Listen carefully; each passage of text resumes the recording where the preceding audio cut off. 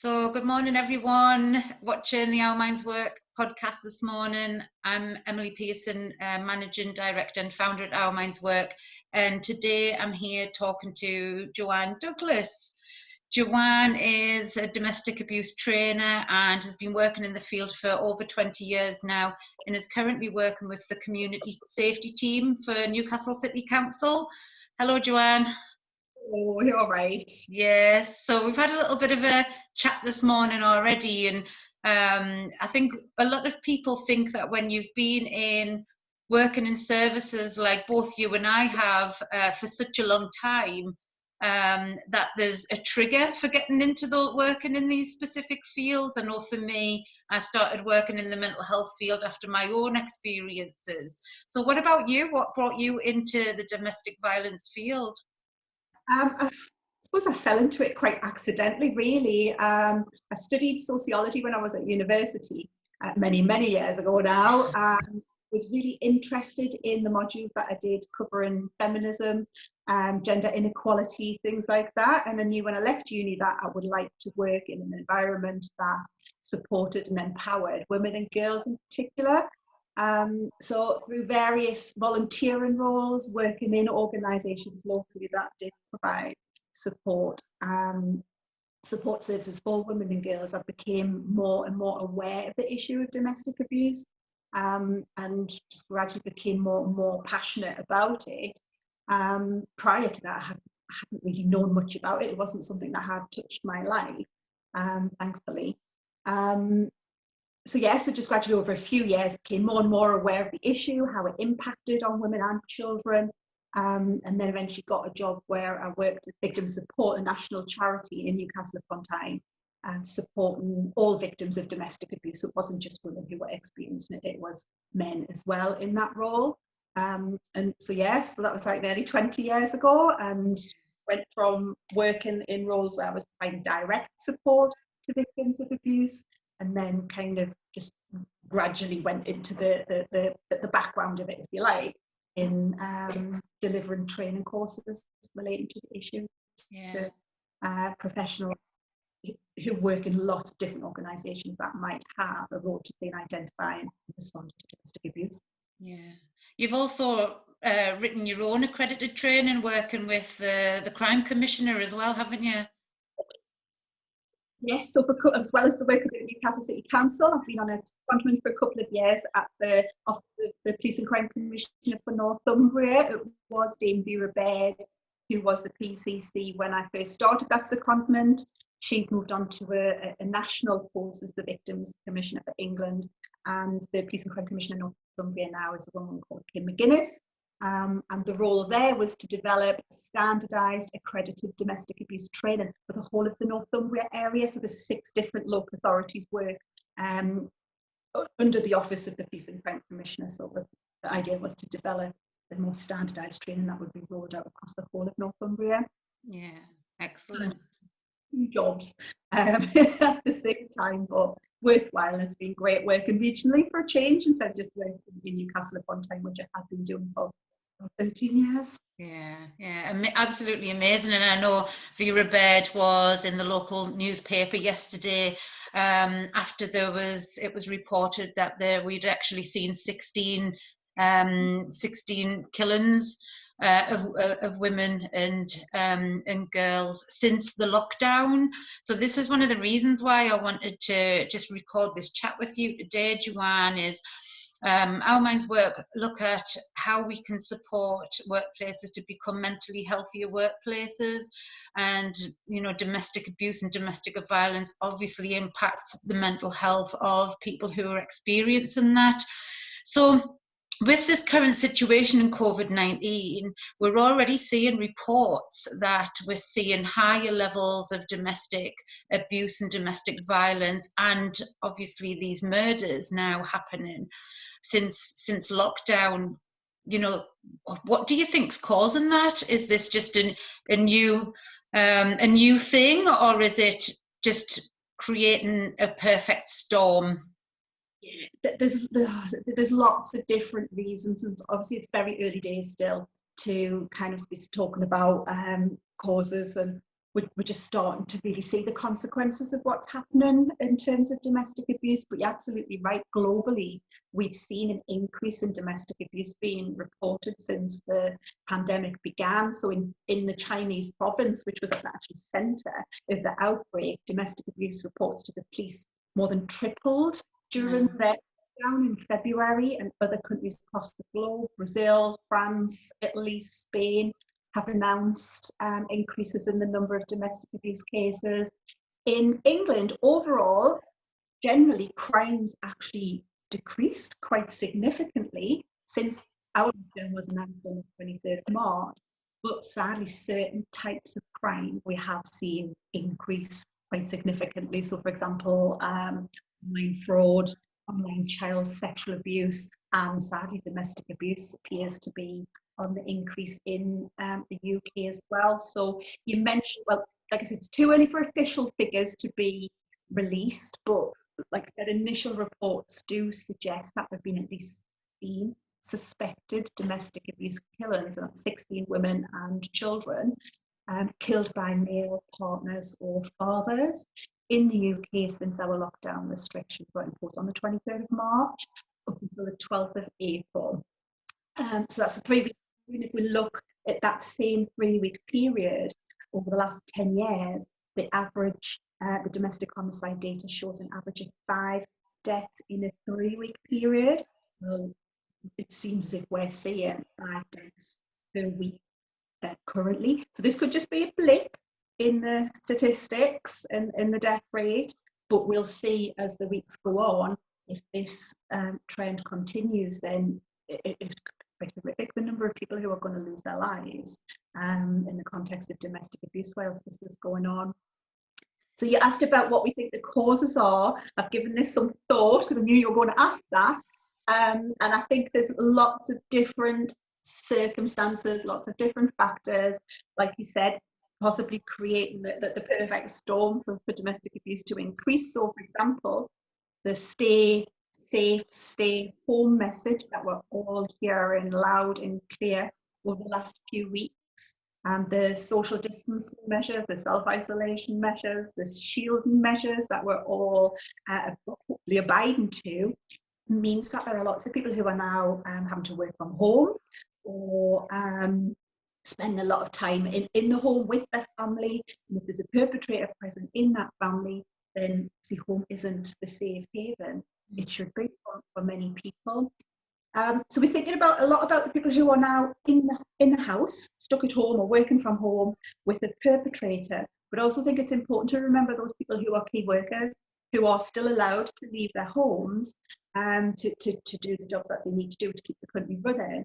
If any of those key workers are in an abusive relationship, the risk towards them when they're at home could also be escalating because of the lots of different factors and circumstances that we've talked about. So if we think about social distancing, the usual routes to support and safety that victims might have. So we know that a lot of people can turn to their friends and family for support. For a lot of people, work can be a place of safety, a place of respite, because it gets them out of the house. They might have friends at work, they might have really supportive employer who they can turn to for support.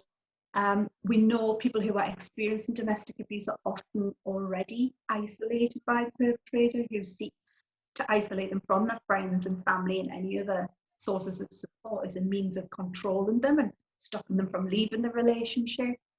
There's potentially an increased use of drugs and alcohol in households. I think a lot of people are turning to, particularly alcohol, to get them through these really stressful times.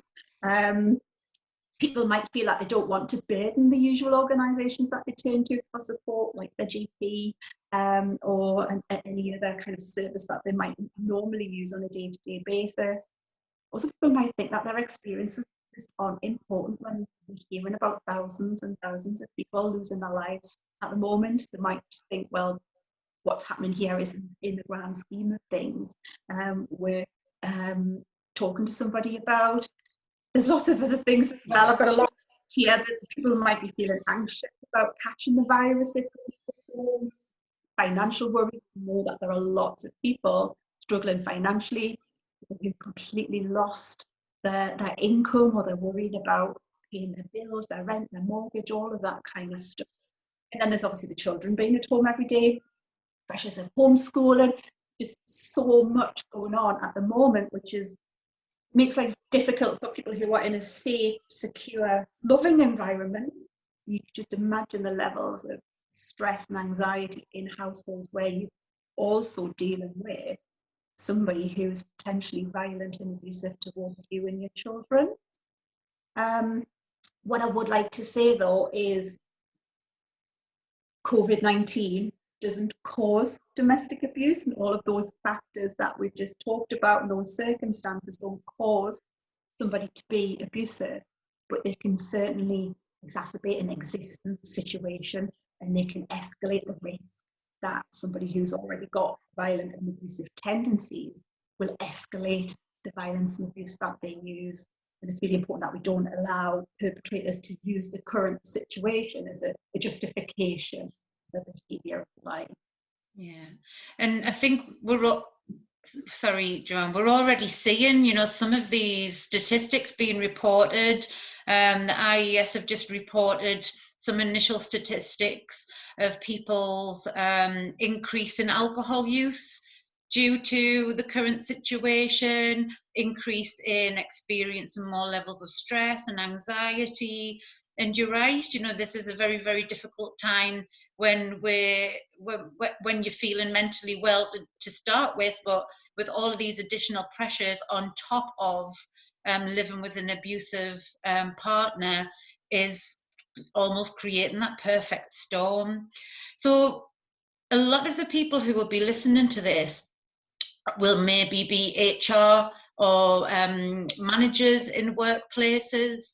And one of the things that we've already been promoting is that managers check in regularly with staff right now using either the telephone or Zoom like we're using today. And one of the reasons why we want to do that is because we're working with companies to give them tools to help them to check in, especially around mental health, to create easy ways that people can evaluate their own mental health and talk about how they're feeling and what they're experiencing with a manager. So if managers and HR are checking in with people, what should they be looking out for? How easy is it to recognise that somebody is experiencing domestic abuse or domestic violence and needs some additional support? Yeah, and that's really difficult, isn't it? Because the signs of domestic abuse, or the indicators of domestic abuse that we would normally suggest or look out for, they're not going to be as obvious if somebody's working from home, or if the only communication we've got with them is over the telephone or video conferencing. So there could be visible injuries if somebody's been physically abused, such as there could be visible bruising, or you might, if you're doing a video call, you might see broken things in the home or damage to a door or something like that. But probably quite unlikely that you're going to see visible signs of domestic abuse that's taken place. And also we know that domestic abuse is much more than just physical violence. So there are other things that you might be able to look out for, and kind of moving away from thinking about the physical signs or the physical injuries.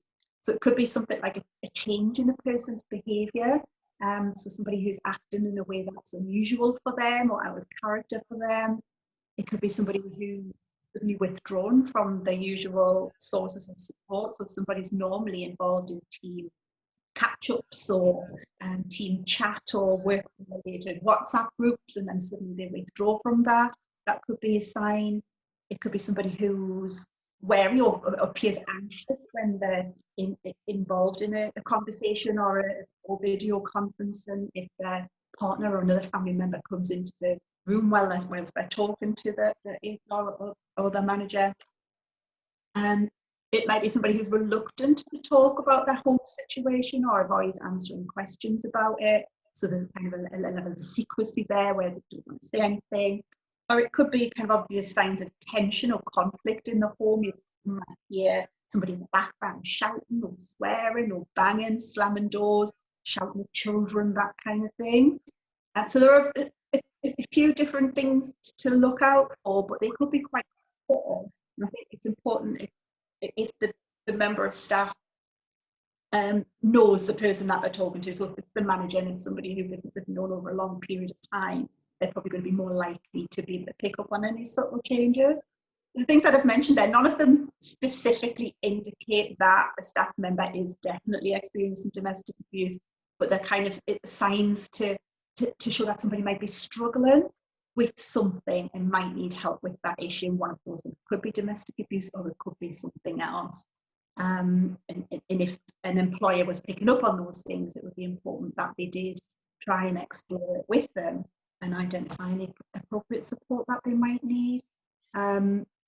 I'm a big believer in people trusting their gut instinct. Sometimes you just get a feeling about something and you maybe can't put your finger on what it is or why you feel that way. But usually if you get a feeling that something's not quite right, you're usually right. Because you've got that feeling based on something, that something that you know about that person, or just something that you're picking up now. Just if you've got a feeling something's not right, act on it. Yeah, and I think you're dead right. And one of the things that our Minds Work use with with managers and employees is our mental health continuum chart. And this is a really easy way. It's a traffic light system of being able to evaluate your own mental health. And what you're talking about there is probably people in what we would see as our yellow section. So green is mentally well. The yellow section is that I'm reacting to something, I'm reacting to levels of stress and pressure. And I think that could be another way of, if you do have a gut instinct and you are checking in with how people are feeling, especially using our continuum model, that could just be an additional layer. If you already have a suspicion that something isn't right and then they're reporting poor mental health on top of that, I think you're right, it's something that we need to be able to explore further. Now, exploring this further can be pretty difficult and tricky because we have to be able to do this safely. And I know I have seen a campaign that's currently being run on social media of it's basically a picture of makeup, and the text inside it is, if you're experiencing danger in the home because of domestic abuse or violence, and you call me and you ask about my makeup that I'm selling, and if you ask specifically about my eyeliner or my mascara, I will know that you're in danger and to get your support. Now, there's two things about this. The first thing is that is kind of very, very targeted towards females experiencing domestic abuse and completely missing out the large cohort of men who also experience domestic abuse as well and domestic violence. And then it's been shared all over.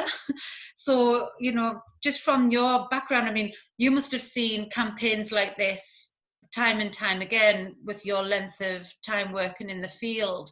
How effective do you think that they are? It's difficult because often these things come from a really well-intentioned person who wants to do something to help people who are in this really difficult situation. And you do see, like, shared on social media, lots of different things like this. And like I say, I feel awful kind of criticizing them because they do come from a very well-intentioned place of wanting to help, but they can be difficult, and they can actually create problems sometimes. So, for example, like you said, if a campaign like this is shared hundreds of thousands of times on social media, there's no controlling who sees them. So victims of abuse will be seeing them, but so will perpetrators of abuse. So there's no guarantee that if somebody put that into practice and ring somebody and ask them about makeup, a partner sat next to them, it's likely that they will have seen that as well and will know. But also there's issues around the person on the other end of the phone. If they're not aware of the campaign or haven't had a conversation with the victim prior to this, then they might not know what they mean by that. They might not know what to do if they get that call. Because if you're going to kind of have a code word system in place like that, you need to be very clear if somebody uses the code word with you, what you then do, and what support would look like. Would it mean that you have to contact the police for that person? So yeah, like I say, they do come very well meaning people, but unless they're, I think, targeted to survivors, which you can do on social media, and there's a very clear process in place as to what would happen if somebody was going to use a code word, then it can be risky. And so then this is something to bear in mind for workplaces, you know, especially managers and HR, if they do have people already who they know are experiencing domestic violence and abuse, there needs to be some kind of clear pathway of support that is offered, like you said, that is pre-planned. So thinking about kind of HR and managers now and the kind of trickiness of this situation, you know, should they be using code words? Should they have domestic abuse policies and procedures in place? You know, what can workplaces really do to help to support people? I think there's a number of things that workplaces can do. And obviously these are, I think the word we're hearing every day is unprecedented. These are definitely unprecedented, difficult times for everybody. And it's hard enough for people to stay at home when they live in homes where they're safe, where they're happy, where they're loved. But people who aren't living in a safe place at the moment need to know that they're not alone. And I think that's a really important thing that we can get across to people. The Home Office started a new campaign last week. I don't know if you've seen that. Yeah. On social media, the Twitter hashtag they're using is "You Are Not Alone." So people need to know that the support services, including refuges, are still open and are still available to support them. And that despite all of the social distancing, self-isolation requirements in place at the moment, if somebody's experiencing abuse and they're at risk in the home, they can leave the home to get support and that they need. I think employers could play a vital role in getting this message across to all workers who could be potential victims, as employers have legitimate reasons to be contacting people when they're at home, whether they're working from home, whether they're furloughed. Employers should be staying in contact with staff throughout this. We know that domestic abuse thrives in secrecy and isolation. So employers could be pivotal in creating environments where it feels safe for people to talk, where people might feel more able to disclose any experiences and seek help. So I thought about two kind of sources of advice for employers. So first of all, there might be situations where they know they've got employees who are in or have been in an abusive relationship. And in those circumstances, I'd say keep in touch on a one-to-one basis regularly, including staff who might be off sick, who might be self-isolating, who might be furloughed at the moment. But when you're keeping in touch on a one-to-one basis, always assume that the perpetrator is present, unless you know for sure that they're not. So assume that the perpetrator is listening to any conversations, assume that the perpetrator is reading any messages or emails, because we know that's one of the tactics that perpetrators use, is insisting that they have access to everything that the partner does. Don't broach the subject of abuse until you know it's safe to do so. If it isn't safe, is there a time when they could call back when it was? So for example, if the perpetrator is a key worker, they might be leaving the house on a regular basis, or the perpetrator might be going out to do the shopping for their elderly parent. So there might be a safe time for an employer to call or an HR person to call when the perpetrator's not there. I would say if you're going to have one-to-one contact, use a telephone rather than doing the video conferencing, because there is a bit more privacy in what's being said if you're on a telephone rather than talking like this. And ask closed questions. Are you okay? Are you alone? Is it okay to talk now? Is this conversation private? Try to find out if it's safe by asking questions which require a yes or no response. So we talked about code words. You could implement a process around code words, but you would have to do that when the perpetrator wasn't present, so you could have a conversation around it. and it could be anything. But like I said before, if you're going to use a code word, make sure it's be clear what you do if that person uses the code word. Is it that you're going to contact the police for them? Also recommend that employers make links with their local domestic abuse service. In a bit, I'll tell you about some of the national services that are available, but there are also some local domestic abuse services, and local domestic abuse services will be able to tell employers if there's any local initiatives or local information that might be relevant to them, to their staff, that they could share. With regards to the general workforce, I would also say stay in touch, if you're not already, stay in touch with everyone regularly, encourage team video meetings to help employees stay connected. And I'm sure things that you've been advising and encouraging employers to do generally to help reduce people's isolation. Help support staff's well-being by sensitively asking them how they're adjusting to the changes in how they're working, whether there's any additional support that could be put in place for them.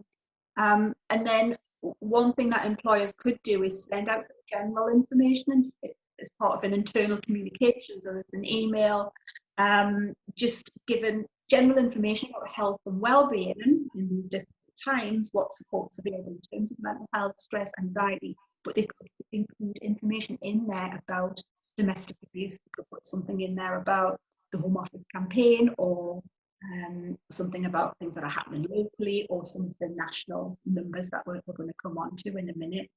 And then you mentioned domestic abuse policies. Not all organisations have a domestic abuse policy, but if they have got one, then it's about increasing the visibility of that, make sure staff are aware that the policy exists, and what support their employer could provide for them if they were in a situation where they were being abused. And if they haven't got a domestic abuse policy, consider getting one, and their local domestic abuse team in their local council or local authority would be able to give them some advice and information about how to get a domestic abuse policy in place. Yeah, and I think that's really important. I think, seeking advice and guidance from the experts, because I think a lot of times we expect HR managers to be experts in everything in the workplace right now. When we talk about workplace well-being, it's about menopause, it's about mental health, it's about domestic violence, it's about physical health. And HR managers, this is a brand new role for them, really, to start focusing on this. And I think using the experts available to make sure that you get it right, especially with a topic like this, where we're potentially looking at the loss of life. This is absolutely heartbreaking news yesterday about those 11 women who had been murdered. And I think asking for support from the experts will also ensure that the policies and procedures and how a company reacts to it doesn't fall into this pit of assuming that it's all women who are experiencing this. And I think even though we try to make sure, especially when you see it in the news, they still target women a lot. I know I wrote down Sandra Hawley in a newspaper article had actually said that now more than ever, we needed to ensure that every woman experiencing domestic abuse is aware of support, and completely missed out, the amount of men who also experience that. And I think by working with experts, we'll help organisations to make sure that that doesn't happen as well, and it's targeted in the right direction.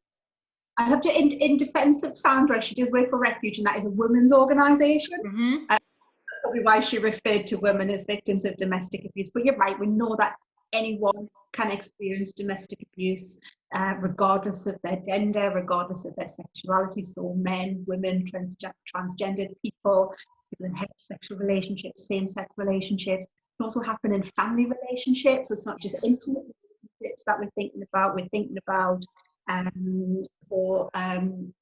elderly people being abused by their grown-up children, siblings being abusive towards each other. So the formal definition of domestic abuse does refer to those who are age 16 or over. So yeah, absolutely, it can happen to anyone. regardless of their gender or their sexuality. But what we do know is that women are considerably more likely than men to experience the kind of repeated severe forms of abuse, sexual violence, and women are much more likely to experience higher levels of fear, more likely to be subjected to the coercive and very controlling type behaviours. And the 16 homicides that were reported in the news yesterday, that has been women and children who've been killed by male partners or fathers. We're yet to see, or I'm not aware yet, of any men who've been killed in the context of domestic abuse, but that's not to say that that's not going to happen. So there's employers to keep their eyes open to the possibility that it could be any member of the staff who's a victim, but also any member of the staff who's a perpetrator as well. Thinking about the services that are available, we would always say in an emergency, or if somebody's safety or life is in immediate danger, people need to dial 999. So there's a situation at the moment with perpetrators and victims being in close proximity. They might dial 999, but they're not being able to actually speak to the person handler.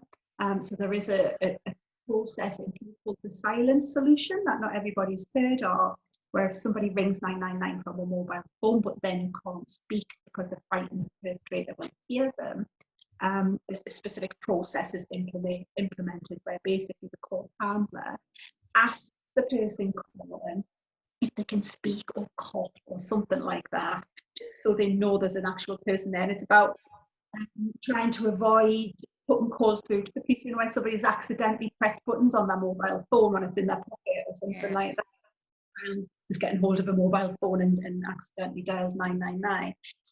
It's to filter those accidental calls out. But if the person can't make a sound or can't even cough because they're too frightened, the call handler will ask them to press 55, and if they press 55, they'll then put them through to the police because they know it's a genuine call for help. There's the National Domestic Abuse Helpline, which is a 24/7 telephone helpline for people needing advice and support around domestic abuse.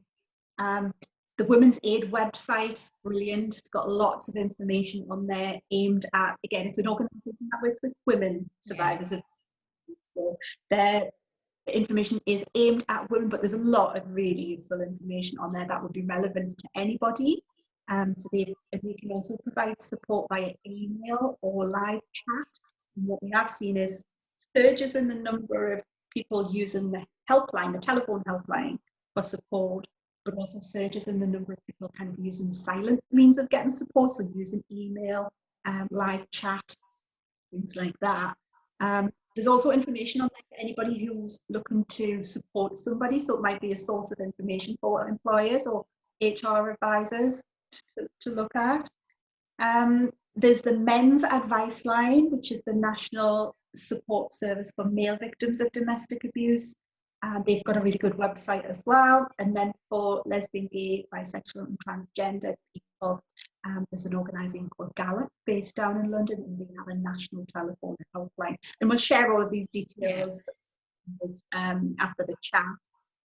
There's also something called the app. We've been sharing information about this since lockdown started. Basically, it's an app that you can download onto telephone with information support for survivors of domestic and sexual violence. There's information on there for professionals who are supporting people, but it can be disguised as a weather app. So when you download it, you can disguise it so that if a perpetrator started looking through the phone, they would just see a weather app rather than an app that has details about support services. Was that called Bright Sky, the Bright Sky app, Joanne? Yeah. There's a phone for people who are worried about their own behaviour. It's called the Respect phone line.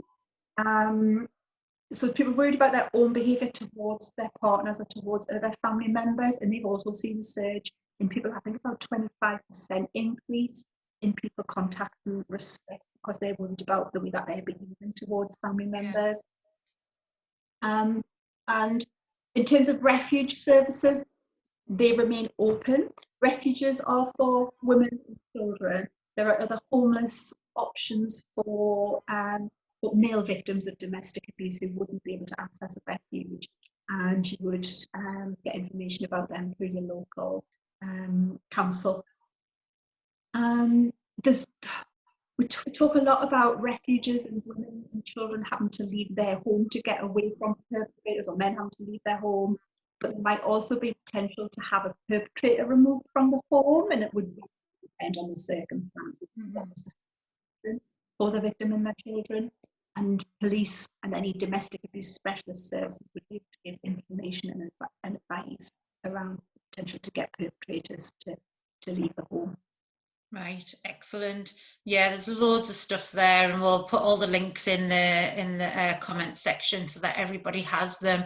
Lots of information available, it sounds like, so there's lots of ways that we can be signposting people, and I think that's a great idea to add all of those links to just a general communications across a whole organisation to say that, tell people that there is support there, because I think what's come across quite clearly is it's very, very difficult to recognise that somebody may be experiencing domestic abuse and violence, and the safety aspect of speaking to somebody who you're concerned about may be very, very, very difficult as well. So I think making sure that just a blanket approach of telling people that there's a support available is a great idea. Absolutely. Have you got anything else, Joanne, that I didn't cover? I feel like we've covered everything. It was a really great chat. To kind of summarise key messages: stay connected with staff, keep in touch, check in on people regularly, generally, but if you know somebody's been in or is in an abusive situation, particularly, stay in touch with them. And like I said before, thrives in secrecy. Victims are isolated generally, never mind in these current circumstances. So it's important, even if you're not having a direct conversation about abuse because it's not safe to, just letting people know that they don't have to suffer in silence, and that their employer is a source of information, advice, support, and also that there's other wider support services available for people. And also that despite everything that's going on, do take and will continue to take domestic abuse seriously. So people can also contact the police if they're in danger and they need intervention that way. Brilliant. Thanks so much, Joanne. I really appreciate your time this morning. Full of really useful information that can help people right now in the workplace. So really, really valuable. So thank you very, very much for chatting with us today.